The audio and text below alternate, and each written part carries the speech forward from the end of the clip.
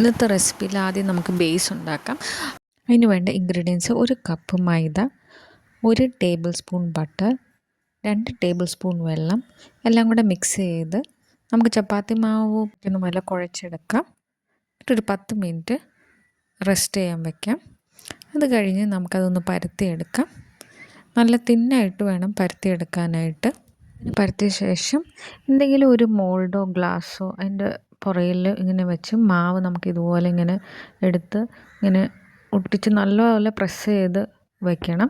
എന്നിട്ട് അത് ഫ്രൈ ചെയ്യാം. അതിൻ്റെ അടിയിലൊന്ന് ഫോർക്ക് വെച്ചൊന്ന് കുത്താൻ മറക്കല്ലേ, അല്ലെങ്കിൽ പൂരി പോലെ പൊങ്ങി വരും. അത് പ്രത്യേകം ഓർക്കുക. എന്നിട്ട് ഇതുപോലെ ഫ്രൈ ചെയ്ത് ഗോൾഡൻ ബ്രൗൺ പോലെ ഫ്രൈ ചെയ്ത് കഴിയുമ്പോൾ ഇങ്ങനെ അടിയിൽ നിന്ന് വിട്ടു വരും. ഇതാണ് നമ്മുടെ ബേസായിട്ട് വെക്കുന്നത്. ഇതിൽ നമുക്ക് വെജിറ്റബിൾസോ ചിക്കനോ എന്ത് വേണമെങ്കിലും വയ്ക്കാം. ഇവിടെ ഞാൻ വയ്ക്കാൻ പോകുന്നത് വെജിറ്റബിളും ചിക്കനുമാണ്.